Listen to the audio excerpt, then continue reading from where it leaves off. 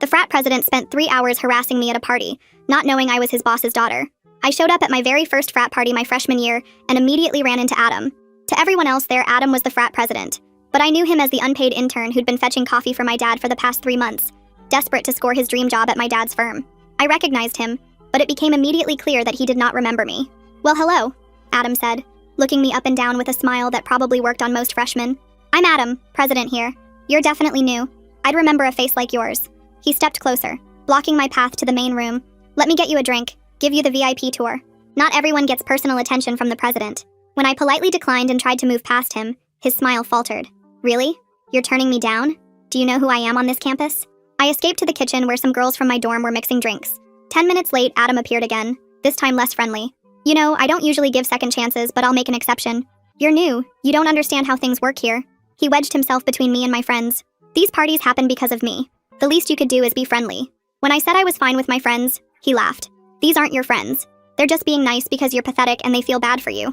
My dorm mates looked uncomfortable but didn't know what to do as Adam continued. "Let me explain something about college, freshmen. Girls like you, bookish, boring, probably got in here with daddy's help. You peak at getting invited to parties like this. This is literally the best your social life will ever get, and you're wasting it by rejecting me." He turned to my friends. "You can go. She's fine with me." They hesitated but eventually drifted away, leaving me trapped against the counter. I managed to slip away to the backyard where people were playing beer pong.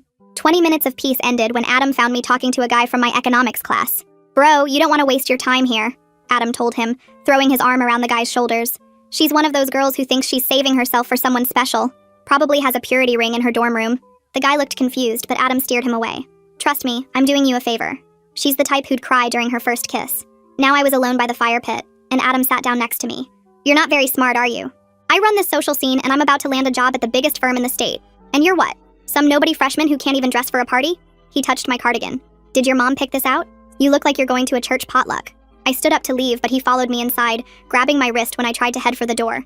"Where are you going?" "We're just talking." His grip was tight enough to hurt. "You know what your problem is? You think you're special. But I see 20 of you every year. Uptight freshmen who think they're too good." The party was getting more crowded and louder, making it harder to get away. Adam pulled me into a corner by the stairs, using his body to block me in. "I'm going to give you one more chance to be cool about this. Have a drink with me. Loosen up. Stop acting like I'm some creep when I'm literally the best thing at this party." When I tried to duck under his arm, he slammed his hand against the wall. "I'm talking to you. Do you know how many girls would kill to get my attention?" His frat brothers walked by and he called out to them. "Guys, look at this. The freshman virgin is too good for us." They laughed and formed a semicircle, making it impossible to leave. "She probably thinks she's going to marry some nice guy from her study group," one said. Adam nodded. "She doesn't realize nice guys don't want uptight girls who can't even handle a party. You're going to be alone forever." I finally pushed through them and ran upstairs, looking for a bathroom to lock myself in. Adam followed me, catching the door before I could close it. "Are you hiding from me? In my own house?" He pushed his way in. "You're pathetic. Crying because a guy tried to be nice to you? This is why you'll never matter to anyone. You're weak, boring, and probably only here because your daddy donated money." He grabbed my phone from my hand. "Who you gonna call? Campus security. They work for us during parties." When I started actually crying, he laughed and opened the door, shoving me out into the hallway where everyone could see. "Look everyone, it's freshman initiation time." He suddenly poured his beer over my head, the cold liquid making me gasp. "There, now you have an excuse to leave. Run home to your single dorm room and your stuffed animals." The beer ran into my eyes. Adam stood over me as I sat on the floor. "Why don't you call mommy and daddy to pick you up? I'm sure they're used to bailing out their failure of a daughter." I looked up at him through my tears and realized that was actually a great idea. I pulled out my phone, wiping beer off the screen, and dialed my dad's number, putting it on speaker. "Dad, can you pick me up? I'm at a party with Adam, your intern Adam. He just poured beer on me." Adam froze. My dad's voice came through the speaker loud and clear, asking if I needed him to come get me right now. The whole hallway went dead quiet as everyone heard him say Adam's name and call him his intern. Adam's face turned white as a sheet while he stared at my phone like it might bite him. I told Dad yes, please come get me, and asked him to stay on the phone until he got here. My voice was shaky, but I made sure everyone could hear me clearly. Adam started backing away from me, his mouth opening and closing but no words coming out. The crowd in the hallway started whispering and pulling out their phones to record what was happening. People were pointing at Adam and I could hear someone say his career was over before it even started. Adam's frat brothers looked totally confused about why their president suddenly looked so scared. Charlotte pushed through the crowd and rushed over to me, helping me stand up from the floor. She took one look at my beer-soaked clothes and saw the red marks on my wrist where Adam had grabbed me. Without saying anything, she stepped right between me and Adam, blocking him from getting any closer. Dad's voice came through the phone saying he was already in the car and would be there in 15 minutes. He asked if campus security was there, and when I said no, He told me he was calling them himself while driving. I could hear him dialing on another phone in the background. Adam finally found his voice and started moving toward me, saying we should talk about this privately and work things out. Charlotte told him to back off in a voice loud enough for everyone to hear. More students moved in around us, forming a protective wall between Adam and me. Someone in the crowd shouted that Adam's career at the firm was definitely over now. Two of Adam's frat brothers grabbed his arms and tried to pull him away, telling him he needed to leave before this got worse. But Adam just stood there frozen, staring at me like he was watching his whole future fall apart. One of his brothers asked what was happening and why Adam looked so scared, but Adam couldn't even answer him. The guy just kept staring at me with his mouth hanging open. Within minutes, I heard heavy footsteps on the stairs and Sean from campus security appeared in the hallway. Dad must have given them the exact address because Sean came straight to me. He looked at my wet clothes and immediately asked if I needed medical attention for my wrist. I showed him the red marks and he took photos with his phone while asking if Adam had done this. I nodded and kept the phone on speaker so Dad could hear everything that was happening. I started telling Sean about the 3 hours of harassment, making sure he wrote down every single detail. How Adam had followed me around the party, blocked my path, grabbed my wrist, and then poured beer on me. Adam tried to interrupt and give his version of events, but Sean held up his hand and told him to wait his turn. More campus security officers arrived along with 2 campus police officers who started taking statements from people in the hallway. Several students came forward right away to say they saw Adam pour the beer on me. A girl from my dorm told them she heard Adam calling me pathetic and saying horrible things. One guy said he saw Adam grab my wrist when I tried to leave earlier. The officers were writing everything down while Adam stood there looking smaller and smaller. His frat brothers had all disappeared by now, not wanting to be connected to whatever was about to happen to him. Charlotte stayed right next to me the whole time, holding my hand while I talked to the officers. Dad stayed on the phone, occasionally asking questions to make sure I was okay and that the officers were doing their job. I could hear his car engine and knew he was driving fast to get to me. The campus police officer asked if I wanted to file a formal complaint and press charges for assault. Before I could answer, Dad's voice came through the speaker, telling me not to make any decisions until he got there. Adam's eyes got even wider when he heard that, probably realizing this wasn't going to just go away. The officer gave me a card with an incident number and said we could decide about charges later. Sean asked Adam for his ID and started writing up his own report about what he'd observed. Adam's hands were shaking as he pulled out his wallet. More and more students were gathering in the hallway, and I could see several people posting on social media already. Someone said the frat president assaulting a freshman was going to be all over campus by morning. Adam kept looking at me like he wanted to say something, but the officers told him to stay quiet. They separated us, moving Adam down the hall while I stayed with Charlotte and Sean. I could still feel the beer dripping from my hair, and my wrist was starting to throb where he'd grabbed it. Charlotte found some paper towels from the bathroom and helped me clean my face while we waited for Dad. The whole hallway smelled like beer, and I just wanted to get out of there and take a shower. Finally, I heard Dad's voice in person as he came up the stairs, and I'd never been so happy to see him. Dad's face was a kind of mad I'd never seen before, his jaw tight as he took in my beer-soaked hair and the way I was sitting on the floor. He helped me stand up and checked my wrist where Adam had grabbed me, the skin already turning purple. The campus police officers were asking everyone to stay put while they took statements, and Dad told them in this calm but scary voice that he was Adam's employer at his law firm. Adam's whole body went stiff when Dad said that Adam's internship was terminated immediately. No discussion needed. The color drained from Adam's face and he started babbling about how this was all a big misunderstanding, how he didn't know who I was, how he was just joking around. Dad turned to him and said harassment was wrong no matter who the victim was, and the fact that Adam thought it would have been okay if I wasn't his daughter made it worse. The officers started taking photos of my bruised wrist and my beer-soaked clothes, asking if I wanted to press charges for assault. I told them I needed time to think about it and they handed me a card with an incident number written on it. Charlotte was gathering my purse and cardigan from where I'd dropped them, while 2 officers took Adam aside to question him about grabbing my wrist and pouring beer on me.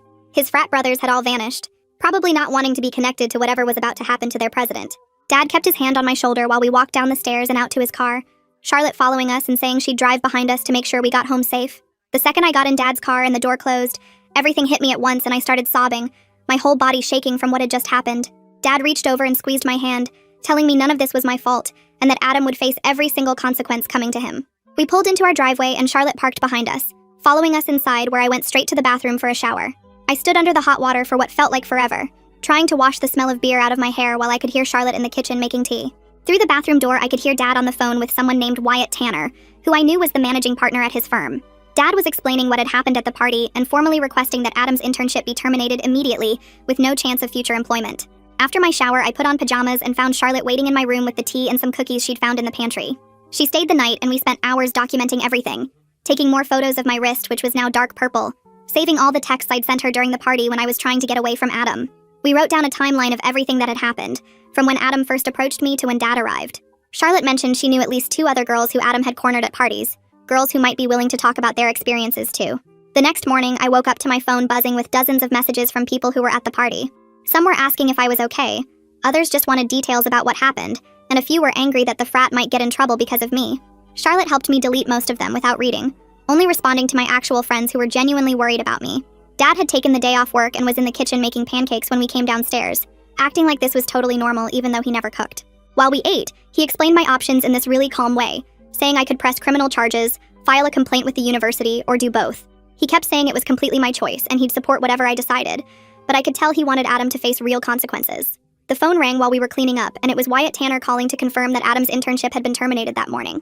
He also mentioned that Adam had already been on thin ice because several female staff members had complained about him making them uncomfortable, asking for their numbers and standing too close during meetings. Wyatt said Adam was now banned from the firm's property, and his keycard had been deactivated, and if he tried to come to the building, security would remove him. Dad thanked him and hung up, then looked at me and asked what I wanted to do next. 3 days later, I told Dad I wanted to report everything to the university, and he drove Charlotte and me to campus for the Title IX appointment he'd already scheduled. The office was in the admin building's 3rd floor, and Layla Garcia was waiting with a stack of forms and pamphlets spread across her desk. She had me go through everything that happened at the party while she typed notes on her computer, asking specific questions about times and witnesses and whether I had any evidence. Charlotte showed her the texts I'd sent during the party, and the photos of my bruised wrist, and Layla printed everything for the file. She explained how the investigation would work, that they'd interview Adam and any witnesses we could name, and that the process usually took about 60 days but could be longer. She handed me a no-contact order that she'd already filled out, saying Adam couldn't approach me anywhere on campus, couldn't text or call or email me, and if he violated it, he'd face immediate suspension. The order went into effect that day, and campus security would be notified within the hour. We spent 2 hours in her office going through my rights as a complainant, the possible outcomes ranging from warnings to expulsion, and how I could have a support person at any meetings. By the time we left, I had a folder full of resources and Layla's direct number programmed in my phone. Word spread across campus faster than I expected, and by Monday morning, everyone seemed to know what had happened at the party. Walking into the dining hall for breakfast, I could feel people staring and heard whispers following me to the cereal station. Charlotte stayed right next to me, shooting looks at anyone who stared too long, and we found a corner table where we could eat without feeling like we were on display. Some people I'd never talked to before came up to say they were sorry about what happened, while others just pointed and whispered to their friends. In my psych lecture that afternoon, people kept turning around to look at me, and the professor had to ask everyone to face forward twice. Between classes, I got an email notification from an address I didn't recognize, and Dad called me immediately to say Adam's lawyer had sent something, but our lawyer would handle it so I didn't need to read it. He said it was Adam trying to apologize and asking me not to pursue charges because it would ruin his future, which Dad called manipulative garbage that we'd add to our evidence file. The lawyer had already drafted a cease and desist response reminding Adam about the no-contact order. That same week, 3 different girls messaged me on Instagram saying they'd had similar experiences with Adam at other parties. One sophomore described how he'd cornered her in the basement during homecoming weekend. Another freshman said he'd grabbed her at a mixer and wouldn't let go until her boyfriend showed up, and a junior told me about Adam following her to her car after she rejected him at a party last year. We met at the campus coffee shop, and they agreed to talk to Layla together, so I set up another appointment and we all went to the Title IX office. Layla took each of their statements separately, while the rest of us waited in the lobby. And when she came out after the last interview, she said this established a clear pattern of predatory behavior that would strengthen the investigation. The frat got pulled into an emergency review by Greek Life 2 days after the other girls came forward, and they had to suspend all social events while the investigation was happening. This made a lot of the brothers angry, and some of them started posting on social media about how one person was ruining their whole semester, though they didn't use my name directly. Charlotte screenshot everything before they could delete it, adding it to our growing evidence folder. I started having nightmares about the party and couldn't focus during lectures, so Charlotte walked me to the counseling center and waited while I had my first appointment with Gabriela Diaz. Gabriela had me describe what happened and then explained that freezing when Adam grabbed me was a completely normal trauma response, that my brain was trying to protect me by shutting down instead of fighting. She taught me some breathing exercises for when I felt anxious, and scheduled me for weekly sessions to work through everything. 2 weeks after I filed the report, Layla called to say the panel had reached a decision after reviewing all the evidence and witness statements. Adam was found responsible for assault, harassment, and creating a hostile environment, and the panel voted to suspend him for 2 years, with a permanent ban from campus property. The decision would be on his transcript if he tried to transfer, and he had 10 days to appeal. His parents hired some expensive lawyer from the city to fight the suspension, but Layla said with 4 victims giving consistent statements and multiple witnesses from the party, the appeal probably wouldn't change anything. The lawyer apparently told Adam's parents to accept the punishment and focus on damage control instead of making things worse with a long appeal. My professors had been notified about the situation through the Dean of Students' office, and worked with me on extensions for papers and moving my economics discussion section to a different time, so I wouldn't have to see Adam's empty seat 3 times a week.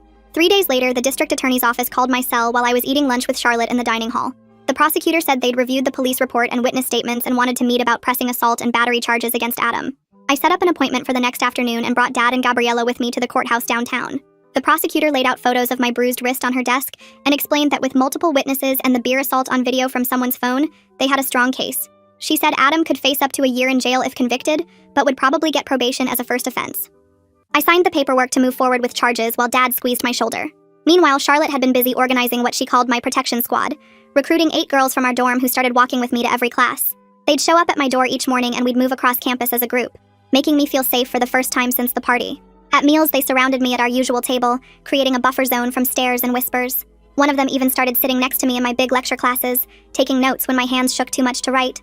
The arrest happened on a Tuesday morning when Adam showed up at his parents' house for spring break. Police knocked on the door at 7 a.m. with a warrant and took him to the station in handcuffs while neighbors watched from their driveways.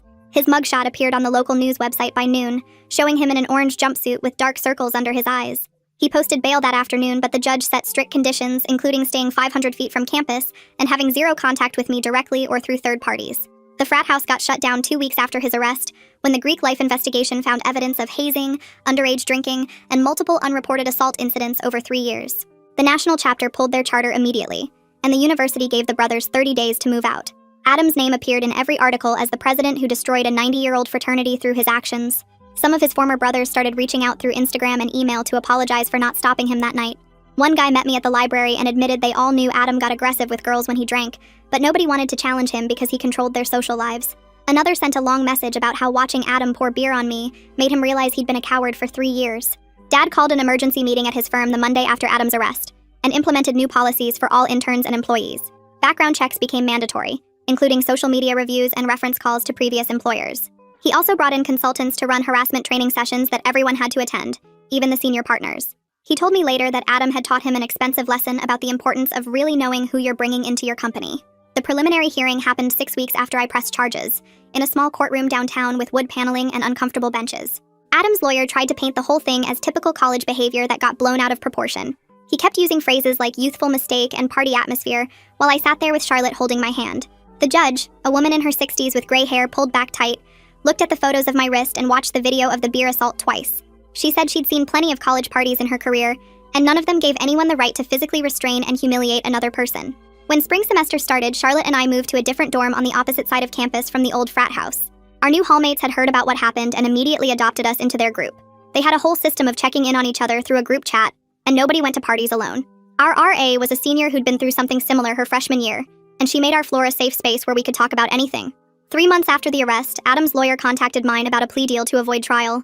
He'd plead guilty to misdemeanor assault in exchange for 2 years probation, 200 hours of community service, and mandatory counseling for anger management. He also had to pay all my medical bills from the wrist injury and therapy sessions, which came to almost $8,000. The judge approved the deal, and I didn't have to testify at trial, which Gabriella said would help my healing process. The university used our case as a catalyst for major changes to Greek life policies and training requirements. They created something called the Party Safety Initiative that all Greek organizations had to participate in before hosting any social events. It covered consent, bystander intervention, and the consequences of harassment with real examples from recent cases. They asked if they could use my story anonymously in the training materials, and I agreed because maybe it would stop another Adam from thinking he could get away with it. Charlotte started dragging me to small gatherings in our new dorm, just 5 or 6 people watching movies in the common room at first. She'd sit next to me the whole time, and we had this system where I'd tap her knee twice if I needed to leave. The first party we went to after everything was a birthday thing for someone on our floor, and Charlotte brought 3 other girls from our hallway with us. We all stayed together near the kitchen, and when some guy I didn't know tried to corner me by the drinks, Charlotte appeared out of nowhere and pulled me away to look at something on her phone. Our whole friend group had code words now. Like if anyone texted pizza in the group chat, it meant come get me immediately. I went to therapy every Tuesday at the campus health center, and Gabriella had this way of making me talk through everything without feeling like I was analyzed. 6 months after the party, I could finally sleep through the night without waking up in a panic. Gabriella showed me my intake forms from when I first started, and the difference was shocking. All those symptoms I'd marked as severe were now mild or gone completely. She said speaking up about what happened had helped more than years of therapy might have otherwise, because I'd taken back control. I found out about Adam through the campus rumor mill when someone mentioned seeing his name on a transfer request at the registrar's office. Charlotte's friend who worked in admissions said he'd applied to 3 other schools in state, but they'd all rejected him after checking his disciplinary record. His LinkedIn disappeared one day, and this guy from his old frat told me at the coffee shop that Adam was working at some electronics store near his parents' house. The same guy said Adam had tried to finish his degree online through some sketchy program that barely counted as accredited. Dad started calling me every Sunday night to check in. Real conversations, not just the quick house school talks we used to have. He'd ask about my classes and friends, but also about how I was handling everything, if I felt safe on campus, if I needed anything.